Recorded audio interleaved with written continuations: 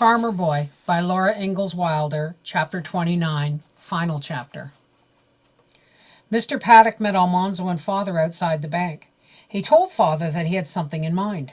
"I've been meaning to speak about it for some little time," he said, "about this boy of yours." Almanzo was surprised. "You ever think of making a wheelwright out of him?" Mr. Paddock asked. "Well, no," Father answered slowly. "I can't say I ever did." "Well, think it over now," said Mr. Paddock. "It's a growing business, Wilder. This country's growing, population getting bigger all the time, and folks gotta have wagons and buggies. They've got to travel back and forth. The railroads don't hurt us. We're getting more customers all the time. It's a good opening for a smart young fellow." "Yes," Father said. "I've got no sons of my own, and you've got two," said Mr. Paddock. "You'll have to think about starting Almanzo out in life before long. Apprentice him to me, and I'll treat the boy right. If he turns out the way I expect, no reason he shouldn't have the business in time. He'd be a rich man, with maybe 100 workmen under him. It's worth thinking about." "Yes," Father said, "it's worth thinking about. I appreciate what you've said, Paddock." Father did not talk on the way home. Almanzo sat beside him on the wagon seat and did not say anything either. So much had happened that he thought about it all together and all mixed up. He thought of the cashier's inky fingers and of Mr. Thompson's thin mouth screwed down at the corners, and of Mr. Paddock's fists and the busy, warm, cheerful wagon shop. He thought if he was Mr. Paddock's apprentice, he wouldn't have to go to school. He had often envied Mr. Paddock's workmen.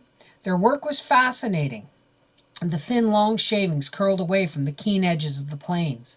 They stroked the smooth wood with their fingers. Almanzo liked to do that too. He would like to spread on paint with the wide paintbrush, and he would like to make fine straight lines with the tiny pointed brush. When a buggy was done, all shining in its new paint, or when a wagon was finished, every piece good sound hickory or oak, with the wheels painted red and the box painted green, and a little picture painted on the tailboard, the workmen were proud. They made wagons as sturdy as Father's bobsleds, and far more beautiful. Then Almanzo felt the small, stiff bank book in his pocket, and he thought about a colt. He wanted a colt with slender legs and large, gentle, wondering eyes like starlights. He wanted to teach the little colt everything, as he had taught Star and Bright. So Father and Almanzo rode all the way home, not saying anything.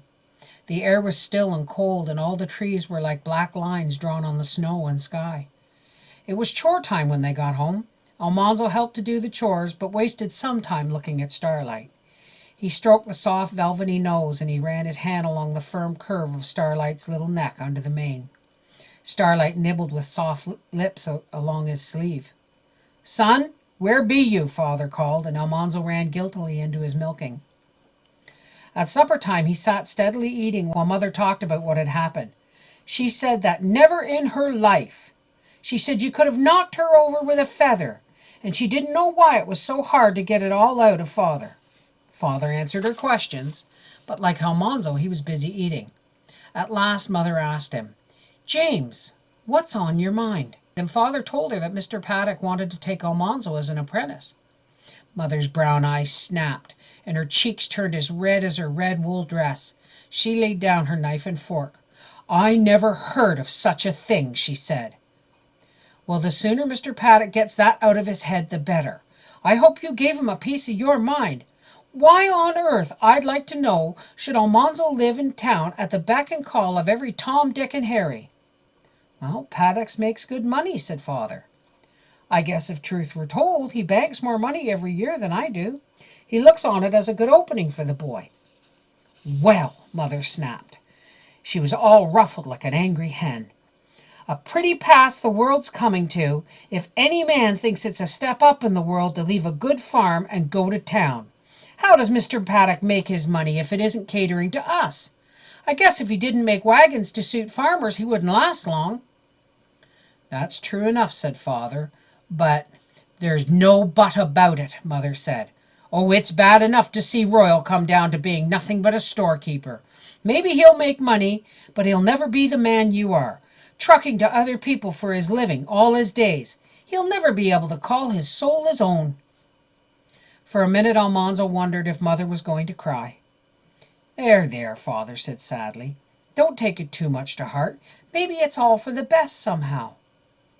"I won't have Almanzo going the same way," Mother cried. "I won't have it, you hear me?" "I feel the same way you do," said Father.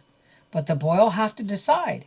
We can keep him here on the farm by law till he's 21, but it won't do any good if he's wanting to go. No, if Almanzo feels the way Royal does, we better apprentice him to Paddock while he's young enough." Almanzo went on eating. He was listening, but he was tasting the good taste of roast pork and applesauce in every corner of his mouth.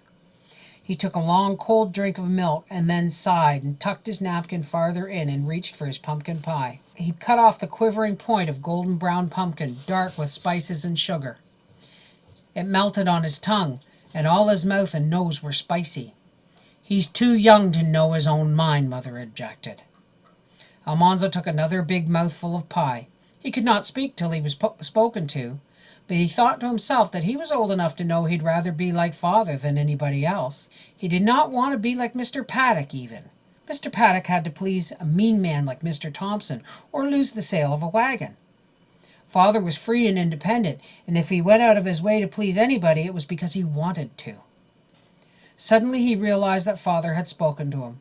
He swallowed and almost choked on his pie. "Yes, Father?" he said. Father was looking solemn. "Son," he said, "you heard what Paddock said about you being apprenticed to him." "Yes, Father." "Well, what do you say about it?" Almanzo didn't exactly know what to say. He hadn't supposed he could say anything. He would have to do whatever Father said. "Well, son, you think about it," said Father. "I want you should make up your own mind. With Paddock you'd have an easy life in some ways. You wouldn't be out in all kinds of weather. Cold winter nights you could lie snug in bed and not worry about young stock freezing. Rain or shine, wind or snow, you'd be under shelter. You'd be shut up inside walls. Likely you'd always have plenty to eat and wear and money in the bank." "James!" says Mother. "That's the truth, and we must be fair about it," Father answered. "But there's one other side, too, Almanzo. You have to depend on other folks, son, in town. Everything you got, you'd get from other folks.